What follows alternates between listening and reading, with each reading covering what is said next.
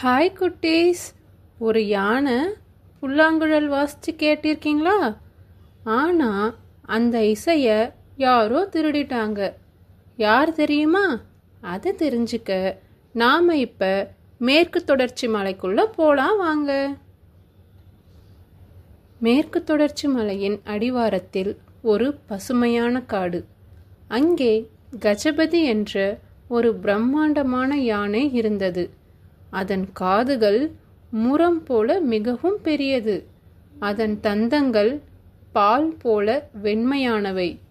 மற்ற யானைகள் மரங்களை குத்தி சாய்க்கும் பொழுது கஜபதி மட்டும் பூக்களின் வாசனையை ரசித்து கொண்டிருக்கும். ஒரு நாள் மாலை நேரம் கஜபதி வெள்ளி அருவி அருகே நடந்து சென்றபோது புதருக்குள் ஏதோ மின்னியது. அது ஒரு தங்க நிற மூங்கில் புல்லாங்குழல். கஜபதி ஆச்சரியத்துடன், அட, இது என்ன விசித்திரமான குச்சியாக இருக்கிறதே, பார்க்க வேறு மிகவும் மினுமினுவென்று இருக்கிறதே. தன் துதிக்கையால் அதை மெதுவாக தொட்டது. பிறகு அதன் ஒரு முனையில் லேசாக ஊதியது. அதன் ஓசையை கேட்டதும் கிளிகள் அமைதியாயின. ஓடிக்கொண்டிருந்த முயல்கள் நின்றன.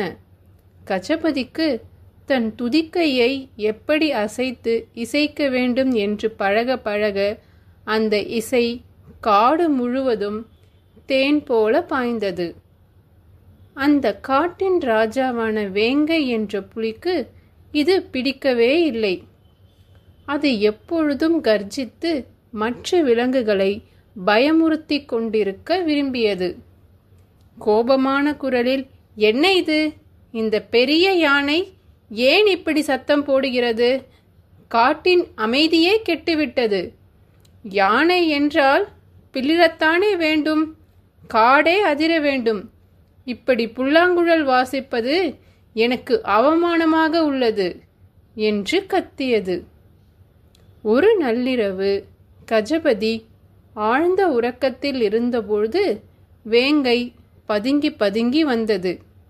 கஜபதியின் காலுக்கு அருகில் இருந்த புல்லாங்குழலை தன் வாயால் கவ்விச் சென்றது. அதை ஒரு குறுகிய இருட்டான குகைக்குள் போட்டுவிட்டது. அந்த குகை எவ்வளவு சிறியது என்றால் ஒரு முயல் கூட உள்ளே நுழைய முடியாது. மறுநாள் காலை கஜபதி எழுந்து பார்த்தது. புல்லாங்குழலை காணவில்லை. ஐயோ, என் புல்லாங்குழல் எங்கே? காடே, என் இசையை கேட்டாயா? யாராவது என் குழலை பார்த்தீர்களா என்று கஜபதி அழுதது. கஜபதி பெரிய பெரிய பாறைகளை தூக்கி பார்த்தது. ஆற்று தண்ணீருக்குள் தேடியது. ஆனால் எங்கும் கிடைக்கவில்லை. கஜபதி ஒரு மரத்தடியில் அமர்ந்து தேம்பி தேம்பி அழுதது. இனி நான் எப்படி இசைப்பேன்? என் நண்பர்களுக்கு இனி இனிமையான இசை கிடைக்காதே என்று வருந்தியது.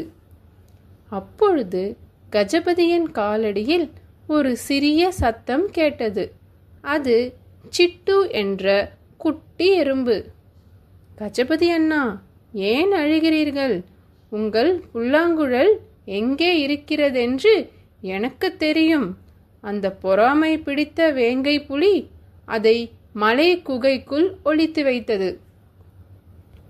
கஜபதி தன் கண்ணீரை துடைத்து கொண்டு, நிஜமாகவா? ஆனால் அந்த குகை மிகவும் சிறியதாயிற்றே, என்னால் அங்கே போக முடியாதே. உடனே சிட்டு, அண்ணா, உங்களால் போக முடியாது, ஆனால் என்னால் முடியும். நான் சிறியவள்தான், ஆனால் என் நண்பர்களுடன் சேர்ந்து உங்களை மீண்டும் சிரிக்க வைப்பேன். சிட்டு உடனே ஒரு விசிலடித்தது. ஆயிரக்கணக்கான எறும்புகள் அணிவகுத்து வந்தன. அவை குகைக்குள் புகுந்தன. அந்த புல்லாங்குழலை சுற்றி ஆயிரக்கணக்கான எறும்புகள் கூடின. 1, 2, 3, தள்ளுங்கள், தள்ளுங்கள் என்று எல்லா எறும்புகளும் சேர்ந்து கொடுக்கினை பயன்படுத்தி அந்த புல்லாங்குழலை மெதுவாக நகர்த்தின. பல மணி நேர போராட்டத்திற்கு பிறகு புல்லாங்குழல் குகையை விட்டு வெளியே உருண்டு வந்தது. கஜபதி சந்தோஷத்தில் துள்ளி குதித்தது. உடனே புல்லாங்குழலை எடுத்து மீண்டும் ஊதியது. அந்த இசை முன்பை விட இப்பொழுது இன்னும் இனிமையாக இருந்தது. புலிவேங்கை இதை பார்த்து திகைத்தது. அதன் மனதிற்குள், இவ்வளவு சிறிய எறும்புகள் அந்த யானைக்கு உதவியதா? உருவம் முக்கியமில்லை, அன்புதான் முக்கியம் என்று புரிந்து கொண்டேன் என்று நினைத்தது. அன்று முதல் புலி யாரையும் மிரட்டுவதை நிறுத்தியது. கஜபதியின் இசையில் காடே சொர்க்கமாய் மாறியது. குட்டீஸ், இந்த கதையிலிருந்து நாம் என்ன தெரிஞ்சுக்கிறோம்? யாரையும் உருவத்தை வச்சு எடை போடக்கூடாது. சிறிய கையில் பெரிய உதவி கிடைக்கும். ஓகே குட்டீஸ், நாளைக்கு நாம் வேறு ஒரு இன்ட்ரெஸ்டிங்கான கதையோடு சந்திப்போம். பாய்.